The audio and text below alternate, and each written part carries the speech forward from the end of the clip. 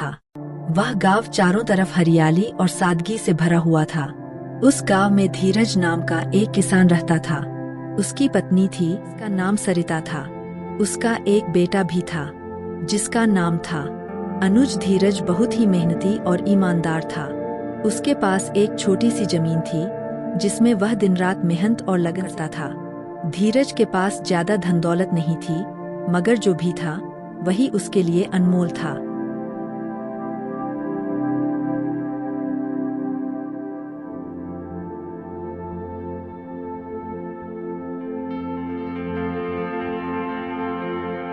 सरिता, पानी दो जरा, आज बड़ी धूप थी खेत में।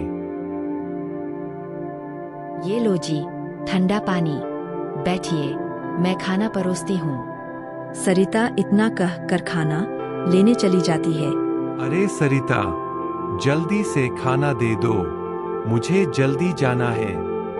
सरिता रसोई से जवाब देती है। क्या हुआ जी, आज इतनी जल्दी क्यों? कोई खास काम है क्या? नहीं भाग्यवान, आज जल्दी जाना है ठाकुर रणवीर सिंह के घर, बुलावा आया है उनका। सरिता खाना देती है और कहती है, देखिए जी, समय पर लौट आइएगा। रास्ते ठीक नहीं है और अब तो ठंड भी बढ़ गई है। धीरज उसे भरोसा दिलाता है। हाँ भाग्यवान, कोशिश करूंगा जल्दी आने का। इतना कह कर और निकल पड़ता है। दिन भर खेतों में मेहनत करने के बाद शाम होते ही ठाकुर रणवीर सिंह के घर पहुंचता है।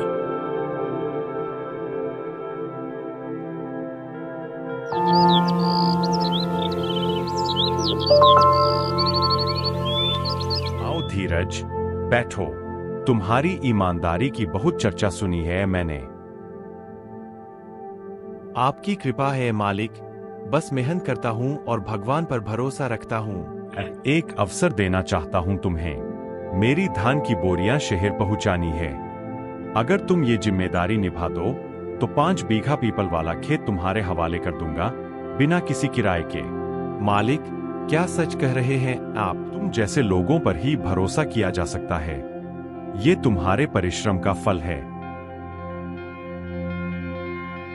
मैं ये काम पूरे मन से करूंगा और आपकी जमीन पर ऐसी मेहनत करूंगा कि आपको गर्व होगा। धीरज दौड़ते हुए घर लौटता है।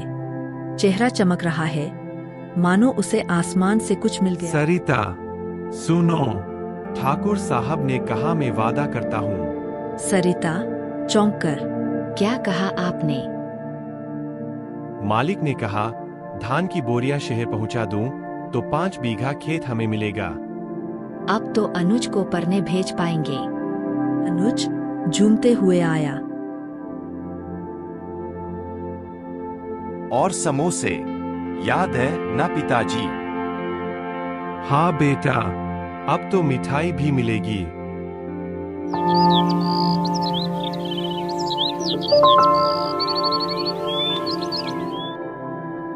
धीरज बैलगाड़ी में बोरियां लादकर शहर निकलता है। रास्ता लंबा है, पर उसका मन उम्मीद से भरा है।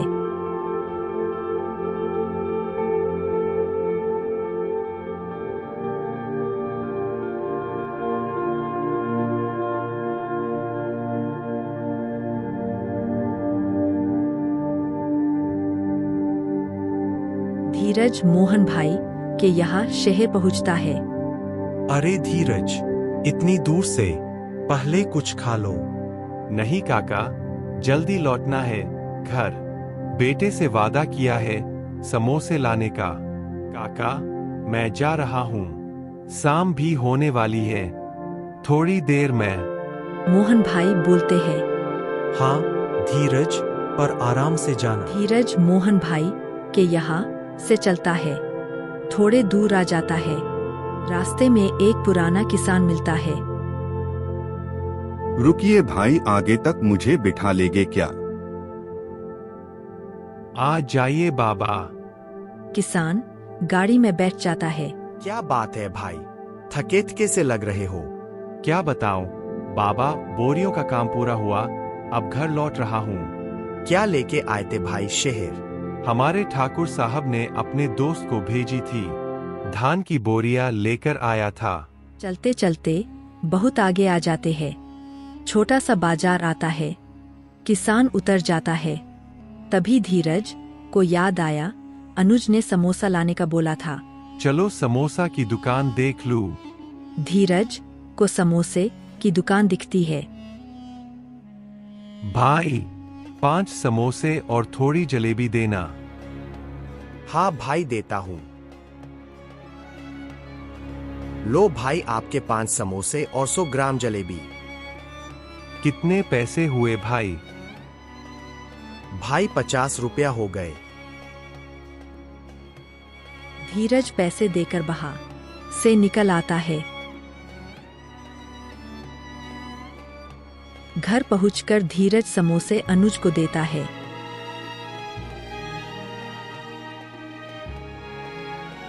लो बेटा, तुम्हारे समोसे। अनुज बहुत खुश हो जाता है। सरिता बोलती है। क्यों जी, इतनी देर कैसे लग गई? काम बड़ा था भाग्यवान, समय लग ही गया। सरिता मृदु भाव से कहती है। अब सब छोड़िए, खाना खा लीजिए। सरिता और धीरज खाना खाने लग जाते हैं।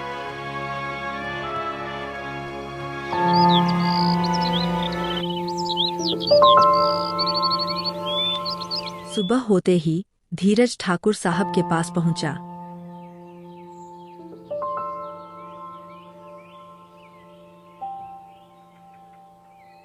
हाँ भाई धीरज, बोरियां देकर आ गए क्या? जी मालिक, बोरियां देकर तो आ गया। फिर ठाकुर साहब बोलते हैं। धीरज, मैंने तुमसे जो वादा किया था, अब वो मैं पूरा करता हूँ। धीरज, पीपल वाला खेत तुम जोत लेना। ठीक है धीरज। मालिक शुक्रिया आपका जो आपने एक गरीब की मदद की।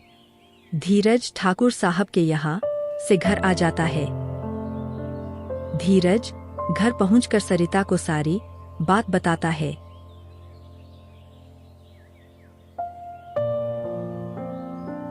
सरिता, सुनती हो, मालिक ने बोल दिया पीपल वाला खेत जोत लेना। भगवान उनका भला करे जो हमारी मदद की।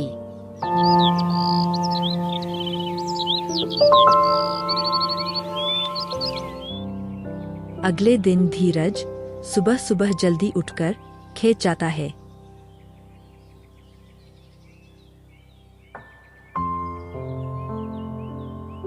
धीरज दिन भर खेत में लगन से काम करता है। फिर पास वाला किसान बोलता है। अरे धीरज, घर नहीं चलना है क्या? शाम होने को आ रही है। अरे काका क्या करूं, बच्चे को पढ़ाना है, इसलिए ज्यादा काम करना पड़ रहा है। फिर किसान बोलता है। अरे धीरज, एक ही दिन में सारा काम करेगा क्या? फिर धीरज बोलता है। नहीं काका, चलो चलते हैं घर। इतना कहकर दोनों घर आ जाते हैं। धीरज घर पहुंचते ही सरिता से बोलता है। सरिता, आज तो सारा खेत जोत दिया। फिर सरिता बोलती है। आपने तो कमाल कर दिया जी, खेत सोना उगलेगा इस बार। भाग्यवान, जल्दी से खाना दे दो, बहुत भूख लगी है। सरिता बोलती है। हाँ बैठो, मैं खाना लगाती हूँ। फिर दोनों खाना खाने लग जाते हैं।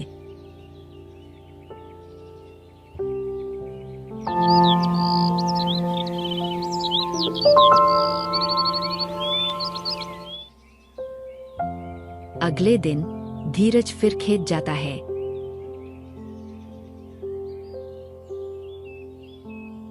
धीरज खेत पहुंचकर पूरे खेत में टमाटर का बीज डाल देता है। धीरज फिर बोलता है। चलो टमाटर का बीज तो डाल दिया, अब देखते हैं फसल कैसी होगी। इतना बोलकर धीरज घर आ जाता है।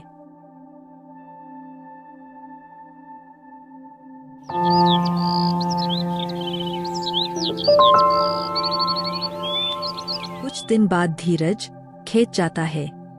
फिर बोलता है, अभी फसल तो बढ़िया दिख रही है, आगे मालिक की मर्जी क्या होगी। फिर इतना बोलकर घर आ जाता है। धीरज घर आकर सरिता से बोलता है, सरिता, मालिक की कृपा से फसल तो बढ़िया है।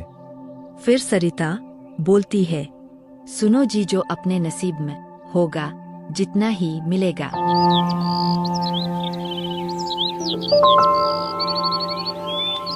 कुछ दिन बाद धीरज फिर खेत जाता है। धीरज देखता है खेत में टमाटर लग गए थे। धीरज मन ही मन बहुत खुश होता है और फिर बोलता है, मालिक की कृपा से टमाटर की फसल तो बहुत बढ़िया है, अब कम से कम अनुज को पढ़ने शहर भेज सकूंगा। इतना बोलकर धीरज घर आ जाता है। एक दिन धीरज का पड़ोसी मधुकर खेत के पास से निकलता है। मधुकर फिर बोलता है, धीरज की फसल तो बहुत बढ़िया है, धीरज अब हमसे आगे निकल जाएगा। मधुकर थोड़ी देर कुछ सोचता है, फिर बोलता है, धीरज की फसल का तो कुछ करना पड़ेगा। मधुकर इतना कहकर बाहर से आ जाता है। मधुकर घर पहुंच जाता है, फिर उसकी पत्नी को सारी बात बताता है। भाग्यवान धीरज की फसल तो बहुत बढ़िया है, धीरज अब ठाकुर की जमीन भी जोत रहा है, आगे निकल जाएगा हमसे। मधुकर की पत्नी बोलती है, कुछ करना पड़ेगा, नहीं तो हम पीछे रह जाएंगे।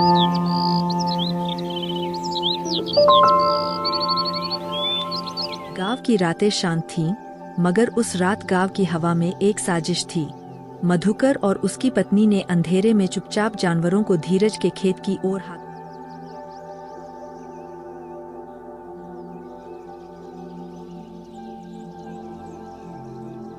मधुकर धीमे स्वर में बोलता है, तेज मत बोलो, सब सोए हैं। जानवरों को जल्दी छोड़ो खेत में, वरना कोई देख लेगा। 3-4 गायों को खेत में छोड़ दिया गया और फिर चुपके से खेत की मेड़ पर झरमिला पानी भी छिड़का गया। अब देखो ये फसल कैसे बचती है। मधुकर और उसकी पत्नी धीरज की फसल बर्बाद करके दोनों घर आ जाते हैं।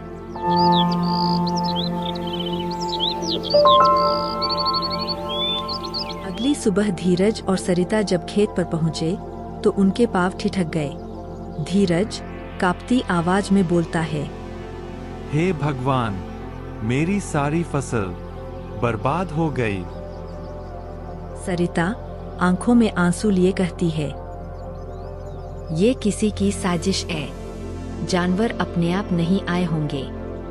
धीरज टूटे हुए स्वर में कहता है, अनुज को पढ़ाने का सपना सब गया। सरिता हिम्मत देते हुए बोलती है, हिम्मत मत हारिए जी, जिसने यह किया है ऊपर वाला देख रहा है। धीरज फिर से खेती करना चालू करता है। कुछ दिन बाद ठाकुर रणवीर सिंह खेत पर आते हैं। धीरज, तुमने वादा किया था, अब तक किराया क्यों नहीं दिया? मालिक, मेरी फसल बर्बाद हो गई, घर में अनाज नहीं है, पैसे कहां से दूं? ठाकुर गुस्से में कहता है, झूठ बोलते हो, अगर पैसे नहीं दिए तो जमीन और घर दोनों जब्त कर लूंगा। ठाकुर इतना बोलकर चला जाता है।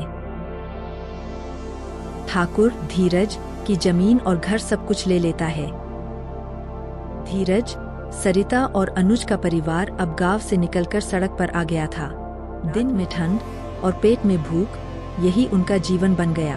अनुज रूंधे स्वर में कहता है, पिताजी, मुझे बहुत भूख लगी है। धीरज आंखों में आंसू आ जाते हैं। मैं कैसा पिता हूं जो बेटे को रोटी भी नहीं दे सकता। सरिता हिम्मत करते हुए कहती है, रुको, मैं किसी से खाने के लिए पूछती हूँ।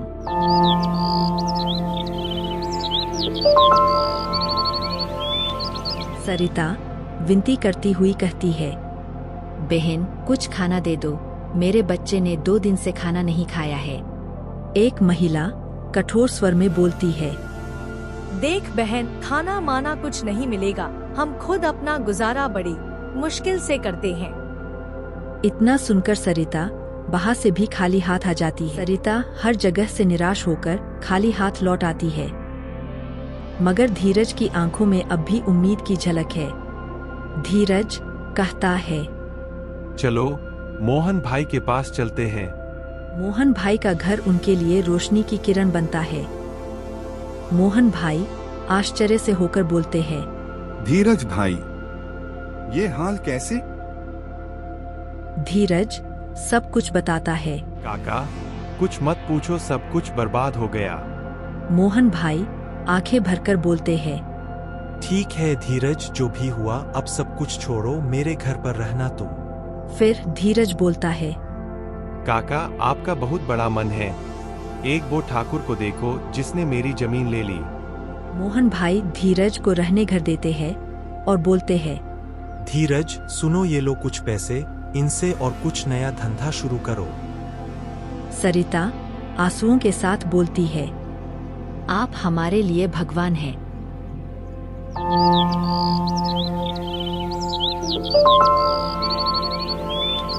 सरिता विचार करती हुई बोलती है, इन पैसों से समोसे की सामग्री लाते हैं। सर्दी का मौसम है, लोग चाव से खाएंगे। धीरज संकोच में पड़ जाता है। मैं समोसे बेचूंगा। सरिता बोलती है, हाँ जी, काम छोटा बड़ा नहीं होता, भगवान पर भरोसा रखिए। धीरज समोसे की सामग्री लेने जाता है। धीरज राशन की दुकान पर पहुंच जाता है और बोलता है, सेठ जी 100 समोसे के हिसाब से राशन दे देना। हाँ भाई, देता हूँ। सेठ समोसे का सारा सामग्री धीरज को देता है, फिर बोलता है, लो भाई तुम्हारे समोसे का सामग्री। धीरज सामग्री लेकर जल्दी घर आ जाता है। धीरज घर पहुंचते ही सरिता से बोलता है, भाग्यवान, ये लो पूरे 100 समोसे का सामग्री।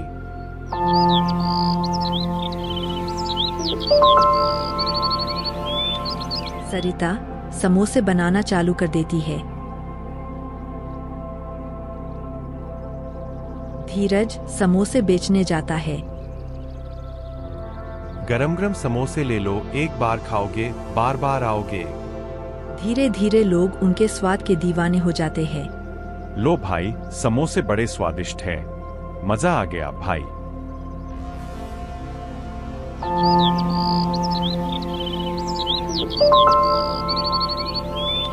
कुछ दिन बाद धीरज समोसे का ठेला लगाना चालू कर देता है। अब समय बदल चुका था। अनुज को शहर के अच्छे स्कूल में दाखिला मिला। धीरज का धंधा भी बढ़िया चल चुका था।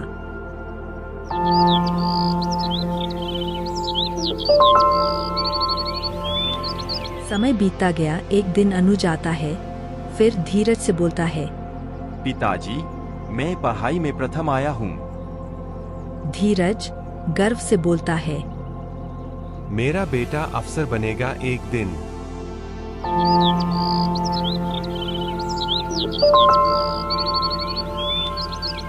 कुछ दिन बीत जाने के बाद धीरज सरिता से बोलता है, सरिता, मुझे अपने गांव की बहुत याद आती है। सरिता बोलती है, चलिए जी, अब हमें कोई नहीं रोक सकता। धीरज और धीरज का परिवार अपने गांव की ओर निकलते हैं। धीरज को देखकर गांव वाले बोलते हैं, ठाकुर साहब, ये धीरज आजकल कहाँ रहता है? फिर ठाकुर बोलता है, अरे मुखिया जी, यह धीरज शायद शहर में रह रहा था इतने दिनों से। धीरज अपने पुराने घर पहुंचते ही इधर उधर देखता है। मधुकर और उसकी पत्नी अब बुरे हाल में थे, बीमारी, गरीबी और पछतावे से टूटे हुए। मधुकर को पता चलता है। जैसे ही मधुकर धीरज के घर आता है,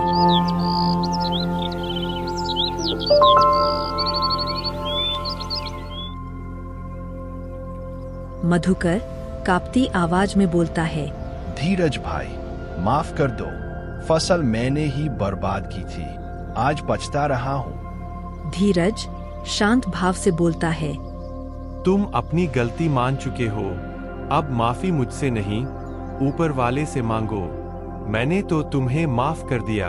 धीरज सरिता और अनुज अपने पुराने घर में फिर से रहने लगते हैं, अब पहले से ज्यादा समझदार, सशक्त और संतोषी। धीरज आकाश की ओर देखते हुए बोलता है, भगवान, तूने बहुत कुछ लिया, मगर उससे ज्यादा दिया भी।